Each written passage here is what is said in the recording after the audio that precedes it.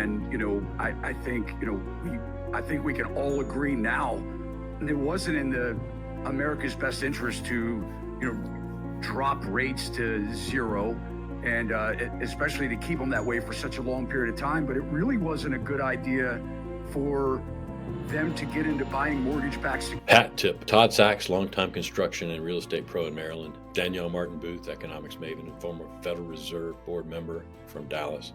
Catch them both on YouTube. I'm reading the real estate sales marketing data pretty well at the moment.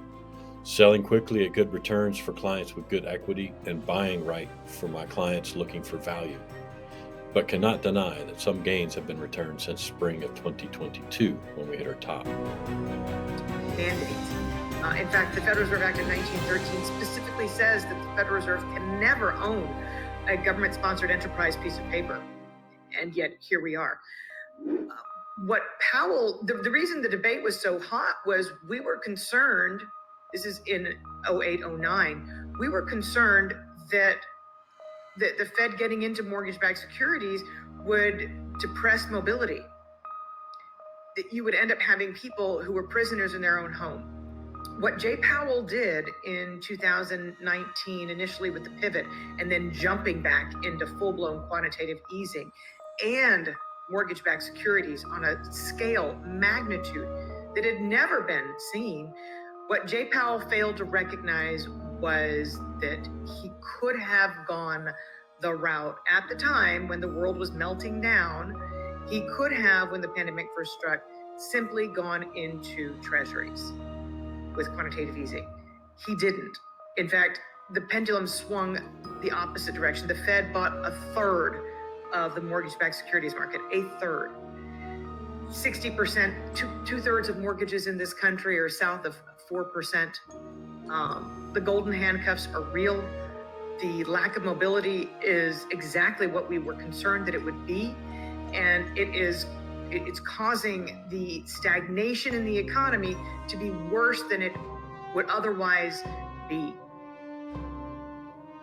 We want Americans' voices to be heard in Washington. That's what the Republicans here in the House are dedicated to. And that's why we're restoring regular order.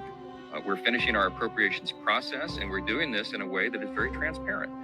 We have accountability to be assured here. We have participation from all members of Congress, and we're moving quickly on that agenda. Obviously, they're borrowing it, but where is it coming from in terms of, are they borrowing it short term? Are they borrowing it long term? Number two, how is this going to that the U.S. government borrowing is actually declining in the final 3 months of the quarter? Looking at July through September, they borrowed $1 trillion, which makes the $776 billion of borrowing in the final 3 months look small in comparison. But don't worry, everybody out there who just loves the government borrowing more and more, you're going to get your wish, because the Treasury also announced that it will be borrowing $816 billion during January through March, which is over $100 billion more than what Wall Street estimated it would be. But it's also important to note that this national debt is debt, and what happens to debt? You owe it back, which means that every once in a while, one of those 10-year treasuries or 20-year treasuries or 1 month or 6 month treasuries, any amount of that they've borrowed every once in a while has to get paid back. And how do they pay that back? By borrowing again. Basically a credit card balance transfer. That's the name of the game for the government. But if $1.7 trillion for a deficit wasn't enough for 2023, don't worry, because analysts at TD Securities expect that in 2024, the deficit will increase yet again to $1.85 trillion. Now, over the course of 2024, we have about half of the national debt set to mature, which means they'll have to roll that over. And for any of that debt that they borrowed in the last decade or so, they borrowed it at much lower rates than what they have to pay now to borrow new debt. So the borrowing is increasing, and the cost of that extra borrowing is also increasing because they're paying off old debt, which is low interest rate debt, by borrowing new debt, which is high interest rate debt. By the end of 2024,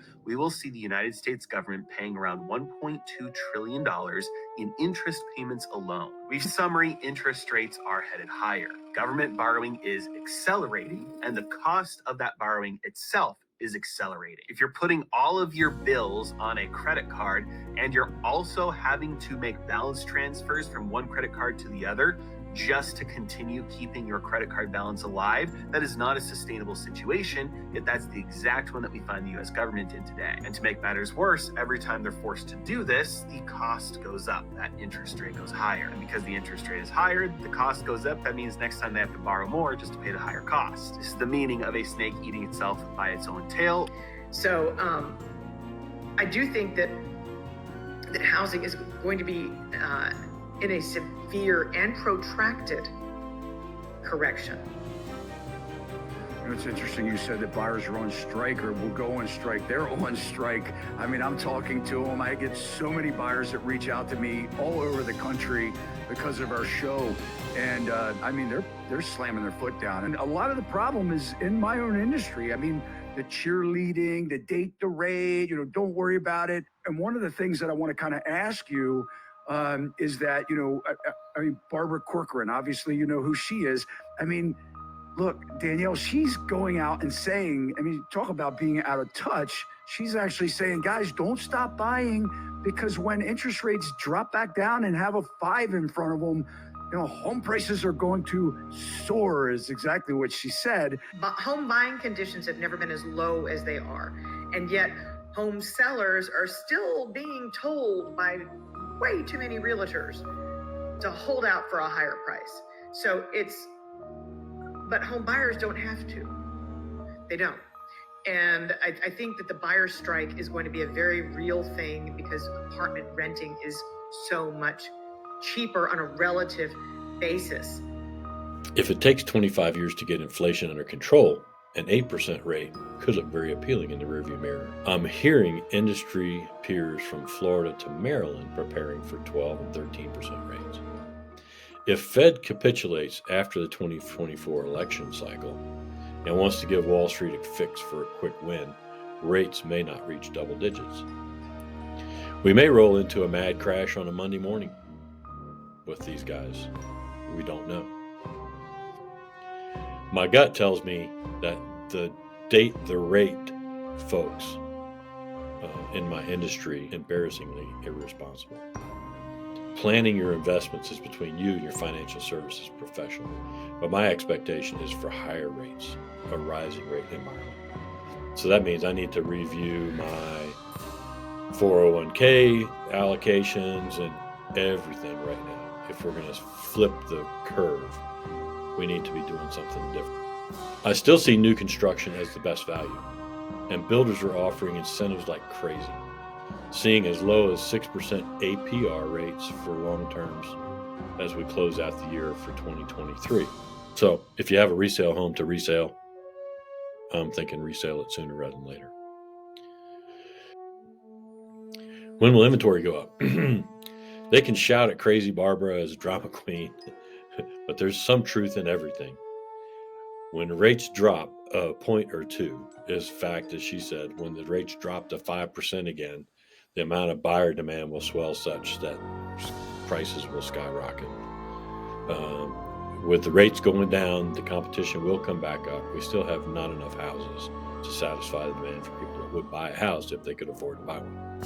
To have meaningful inventory to keep the prices contained and lower seems kind of unlikely. Reselling.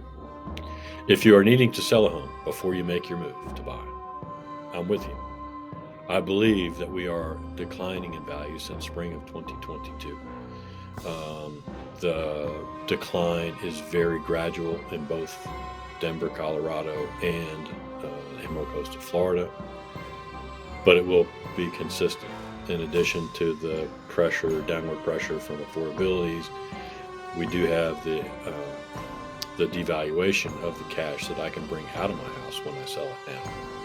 If I wait a year from now, I'm going to lose 10% of the buying power of the cash, even if I take to check for the same amount away from the closing table. So it's really important to analyze from all sides what is going on in your personal situation and make the best move, make the best decisions for your move. My conclusions are not all bad. They're not all good, but they're not all bad. So the Fed's returned an overnight rate increase of 1/4 point again in December, after very recently pausing in November. I think Jay Powell will do this, and I think Treasury will be refinancing notes with premiums above the new overnight rate of 5.5% into the new year. Some places are talking about returning to 2019 price levels for resale homes. I feel we are channeling in our markets, but I'm doing the math for my place to see where that would leave me, so I can make decisions in real time as the conditions change and warrant. Builders' sentiment continues to decline, and with speculative builds, they will reduce inventory further. Good news for anyone wanting to buy a new construction home now. The incentives are good. The price discounts are good. The financing discounts to get down to a mortgage of 6% APR for an extended period of time fixed seems pretty appealing. So I might want to get into the builder's sales office with my realtor pretty soon. Your situation and time horizons will make strategic moves sooner or later. Let's talk about your next move soon. Thanks for watching. Call me anytime.